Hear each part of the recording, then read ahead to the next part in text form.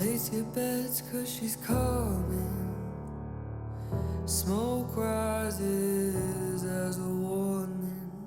Devil's here, she's a vision.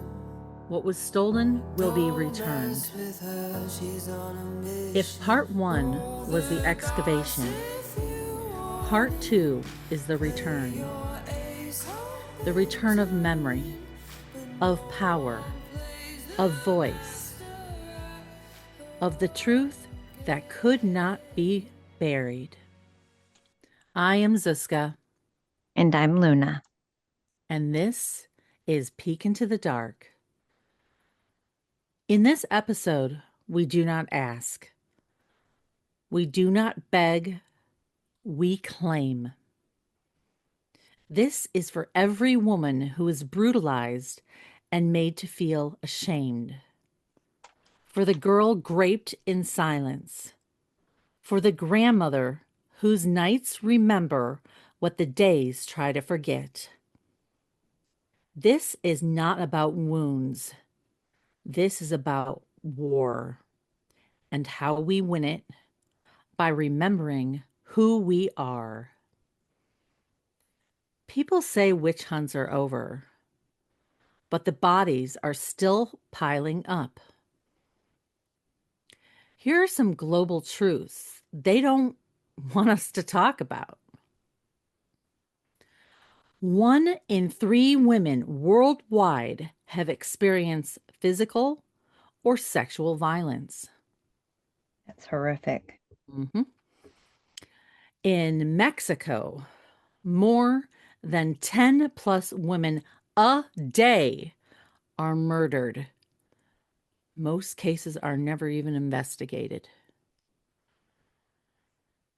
In Sudan, during the 2023 conflict, women and girls, some as young as 12, were gang raped by soldiers.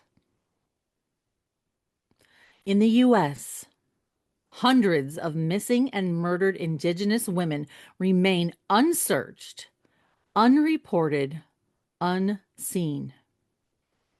In Iran, women are arrested, beaten, even killed for showing their hair. Yes. And in fact, I think you're going to touch on what this is and is not a part of. Yes, absolutely. Mm-hmm.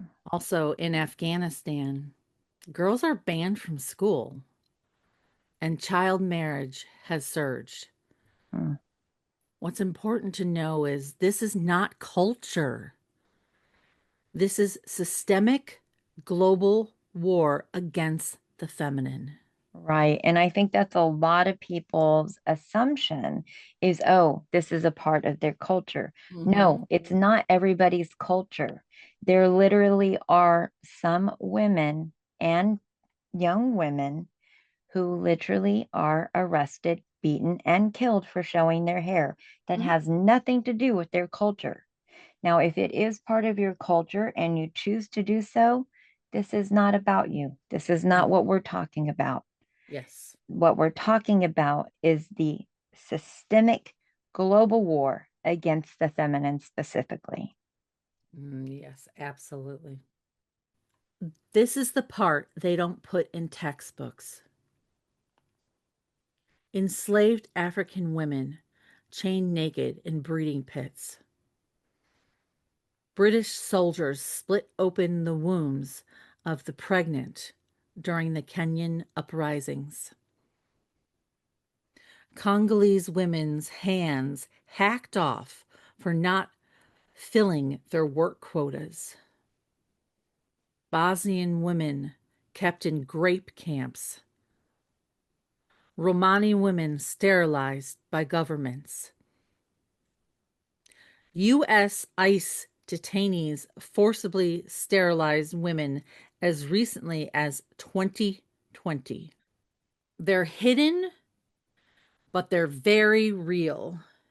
And that is why we rise. That's right. Mm-hmm. And let me tell you what else they've erased. The fight back. Nzinga Mabande, who led 30 years of resistance in Angola. Lakshmi Bai, who fought British colonizers with her infant tied to her back. The Dahomey Amazons, an all female military force feared by all who met them. The Maribel sisters, who defied dictatorship in the Dominican Republic. Rosa Luxemburg, executed for revolution. Ya Asantewa, who led an uprising against the British in Ghana. Right. And I think a big part of this is because resistance has always been female. Mm-hmm. Mm-hmm. And they don't want to let people know that these women fought back and Mhm. conquered a lot of the time. Right. And guys, please understand, we're not saying only women Mm-hmm. in every situation. We're talking about as it pertains to what we're speaking in regards to. So please Yes. don't think that we're man hating. Of course not, because feminism involves men as well. We need Yes, men to absolutely. be a part of it. We are specifically talking about the factual information we are giving you here in this particular podcast. Yes. They were not victims, they were warriors, and their blood is in all of us. That's right. Mm-hmm. And remember that. They tried to kill the soul, but spirit lives in herbs and grandmothers, in language passed under breath, in lullabies and recipes, in dreams and drum beats. This part just, when you say this information, it just literally, it, it, it does something to my soul. Mhm. It just is so beautiful and so sad at the same time because this is part of that spiritual, like, reclamation, right? Yeah, Of what they couldn't burn. It's yeah, like that faint drum heartbeat, that whisper in so many languages under the voice. yes. African women braided escape maps and seeds into their hair before they boarded onto slave ships. I mean, how amazing. How This amazing the mhm, foresight of that. Not just knowing where you're going, but just knowing you needed this. mhm. Native Warriors. women singing medicine songs to their babies as they were Mm, taken. Women smuggling spells into Magdalene laundry garments. yes. Enslaved women passing herbal contraceptives to protect each other. Everything they tried to erase still lives. And that's key. Everything they tried to Mm-hmm. erase. Tried. Because you carry it, you dream it, and you are the return. They told us our bodies were shameful, that our blood was dirty, that our pleasure was evil. The clitoris was erased from medical books until 1998. I am 100% certain it is because they didn't know what it was. They didn't know how I, to find it. They didn't know what to do if they did I find was it. like, we'll just leave I'm this just like, out. come What is on, it? we're just going to leave this out because, we don't know what to do with it. Yeah, and I'm Oh. sure it's probably a woman that drew it back in 1998. Right. She's like, you need to pay attention. Yeah, pay attention to learn. Here's a class. Okay. I mean, 1998. How Seriously, yeah. sad is this? Like, did we just grow them in 98? What, you know what I mean? Like, what? Well, remember, pleasure is evil. Right, except for Mhm. when it's theirs. Okay. Yeah, exactly. Okay, menstruating girls, you know what? They were banned from rituals and even school while they were menstruating because it was thought to be dirty. And in some cases, in certain tribes, Hmm. they were thought to be taken over by evil spirits. Yeah. And if I sound angry, it's because I am angry. Well, yeah. We are angry. This should make every person angry. Whether you are male, female, it doesn't matter. This should make you angry. Hmm. So, this next statement, I'm going to say more than once because I really feel like it's important. Mm, drive it home, girl. Survivors blamed for their own assaults. Right. And that doesn't matter if you are male, female, adult, child, doesn't matter. Mm-mm. Doesn't matter if you're rich, poor, what color your skin is. Survivors blamed for their own assaults of every kind, whether it's mental, whether it's Hmm. physical, whether it's sexual, whether it's Emotional. verbal, Hmm. emotional, it does not matter. Survivors have been blamed For their, forever. yeah. And you know what? It's not, we're not talking about 20 years ago. We're No, talking about today. it continues through today. And the fact that it continues today blows my mind. Yeah. Blows my mind. Even when we're in the days of we have video, we have audio. I mean, you can see this in the actual court systems today. We actually have video of people harming other people, and they're still blamed because what? They were wearing something that you deemed not acceptable. I'm Mm. sorry. Maybe you should have control over yourself if you cannot handle somebody wearing, I don't know, shorts, or maybe a baby that wears a onesie. Maybe you need to have a little bit of control over yourself. Mm-hmm. And here's the fact. And, Black and one women, quick thing, I'm what? so sorry, because we're not only fighting for women, we're Mhm. fighting for males too. Oh, We're fighting absolutely. for adults, we're fighting for children, we're fighting for every single race. We're We're fighting fighting for for, this generation, the next generation. that's right. We want to be on the right side of history, and we are fighting for those that believe in things that we don't, those that believe in a different religion than what we believe in, because it Mm-hmm. doesn't matter. We are all human, and Mm-hmm. we are in control of our own actions. And if you choose to harm someone else, that is on you, Yes, not on the person that you assault. absolutely. So, what I was about to say, and this is just sick, Black women face a 4 times higher maternal death risk in the United States. Mm, Just sickening. Our bodies are not battlegrounds, they are sacred maps of survival. that they are. This isn't just about grief, this is about power, and it's time to take it back. That's right, because now we rise Mhm. and we are going to tell you things that we can do. Learn the names they buried. Read the books they banned. You can find a good list in the description. Light a candle for a woman they attempted to erase. Speak her name. Even tell her story. Support Indigenous women, Black led movements, and reproductive justice.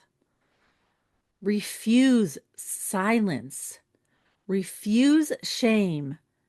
Refuse to forget. Bring your circle close. Tell the stories. Make it unignorable. Revolution doesn't always look like fire. Sometimes it looks like memory. Wow. That is a statement right there. Yeah. Sometimes it looks like you. They broke our bones, but not our memory. They stole our names, but not our bloodline. And now we rise. Yes, and we do so with the help of our ancestors. Mm-hmm. Absolutely. And we rise, but not because they let us, but because we remember who we are. You are not broken. You are the return. Now I'm going to tell you an important story. This is Yes. about a remarkable woman, and it is a remarkable woman that the patriarchy tried to erase. This is not just a story about science, it is a story about consent, about race, and about exploitation, about the invisible women who built the foundation of medicine without ever being asked. And I'm going to tell you the story of Henrietta Lacks. She was a Black woman born in 1920 in the country in Virginia. She was poor, unseen, brilliant in her own right. She was a mother, a life that mattered. In 1951, Henrietta went to Johns Hopkins Hospital. It at the time was one of the only hospitals in Baltimore that treated Black patients. Because she was in terrible pain, she went and found that she had cervical cancer and it was aggressive. So they told her they were going to treat her tumor. But what they did was much more. Without telling her, without asking, without consent, they took tissue samples from her cervix during a biopsy. They took far more than the treatment that they told her they were doing. Those cells didn't die. Her cells multiplied fast, unlike any others.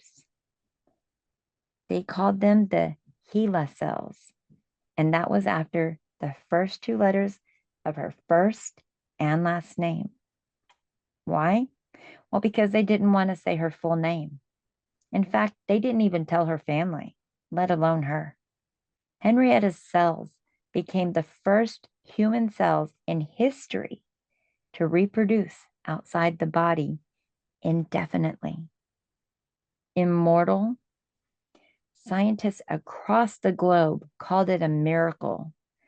Labs scrambled to get a hold of the HeLa cells.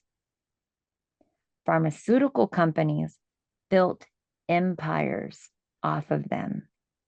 Her cells helped develop the polio vaccine, chemotherapy, HIV and AIDS treatments, IVF research, and get this, even the COVID-19 vaccines, Mm-hmm. even experiments in space. They cloned her cells, they patented her cells, and they made billions of dollars off of her cells. And you know what? They still are. That's right. And what of Henrietta, do you ask? Well, she sadly passed away in agony just months after that hospital visit, and she never knew. Her family didn't know either. In fact, for over 20 years, they had no idea that her cells were being used in labs all over the world. And when they finally found out, do you think that they received an apology, compensation, credit? They didn't even get justice. Henrietta's story is not an outlier. It was the rule. Henrietta was not just cells in a lab. She was a woman, a mother, a soul. She laughed, she cried, she loved, she danced, and her descendants are still fighting today to reclaim her name, her story, and her dignity. They stole Henrietta's cells, but they couldn't steal her legacy. She has saved more lives than any doctor that ever touched her. Yes. But the world would never know her name until now because she was a Black woman. And to the system, that meant she didn't matter. But today, we remember, and we owe her many thanks for the countless lives that she has already saved and continues to do so. Some other factual information regarding Black women's bodies and how they have been used and discarded by the medical system for centuries include, but are not limited to, the enslaved women who were experimented on without anesthesia in order to perfect gynecological tools. Black women were told their pain wasn't real. They didn't feel it. Black mothers were 4 times and still are 4 times likely to die during childbirth today. Indigenous and Black women were given forced sterilization after delivery without their knowledge or consent, and trans women of color were denied life-saving care, and always behind it, the same truth, the belief that they were not seen as human. And as cruel and disgusting as that sounds, it truly was their belief. They saw women as tools, specimens, data, property, but we are not any of those misogynistic beliefs. And in closing this altar, because buried is not gone and forgotten is not the same as erased, you are listening to Peek into the Dark. And these are just the beginning of thousands of stories where women gave everything and were attempted to be written out. But we are writing them back in.